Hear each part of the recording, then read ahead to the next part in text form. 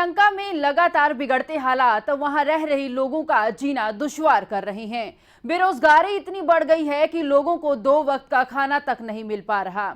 इस भारी संकट के कारण लोग अपनी नौकरी खो रहे हैं। हालात बद से बदतर हो रहे हैं। वहां के सामाजिक कार्यकर्ता लोगों को खाना मुहैया करवाने को लेकर जद्दोजहद कर रहे हैं, लेकिन सबको खाना मिल पाए ये मुश्किल हो रहा है। वहीं 9 अप्रैल से पूरे श्रीलंका में हजारों प्रदर्शनकारी सड़कों पर हैं। सरकार के पास आयात के लिए धनराशि खत्म हो गई है। जरूरी सामान की कीमतें आसमान छू रही हैं।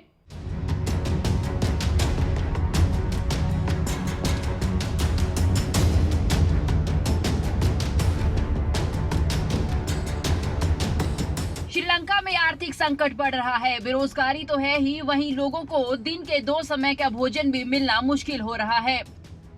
वहीं लगातार लोग सरकार का विरोध कर रहे हैं। दिहाड़ी मजदूरों और मौजूदा संकट के कारण अपनी नौकरी गंवाने वालों सहित सैकड़ों लोग कोलंबो के एक ट्रस्ट द्वारा उपलब्ध कराए जा रहे भोजन को लेने के लिए लाइन में लगे हैं।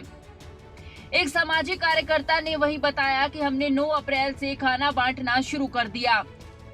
हम चाहते हैं कि राष्ट्रपति इस्तीफा दे, क्योंकि वो लोगों की देखभाल करने में असमर्थ हैं, देश पर शासन करने में विफल रहे हैं। सामाजिक कार्यकर्ता ने आगे ये भी कहा कि काम करने वाले और बेरोजगार लोगों सहित कई लोग यहाँ आते हैं और साथ ही कुछ लोग ऐसे भी हैं जो चल रहे विरोध के कारण अपनी नौकरी खो चुके हैं। उनका कहना है कि उन्हें नौकरी खोने की परवाह नहीं, क्योंकि वे अपनी पीढ़ी के लिए विरोध कर रहे हैं। इस ट्रस्ट के अन्य व्यक्ति ने कहा कि विभिन्न प्रकार के लोग हैं जो पूरे श्रीलंका से यहाँ आ रहे हैं। वो दूर से बस, टैक्सी और ट्रेन से आ रही हैं और हम सभी के लिए खाना प्रदान करते हैं। उन्होंने कहा कि हम अमीर और गरीब सभी को बिना किसी भेदभाव के भोजन मुहैया कराते हैं।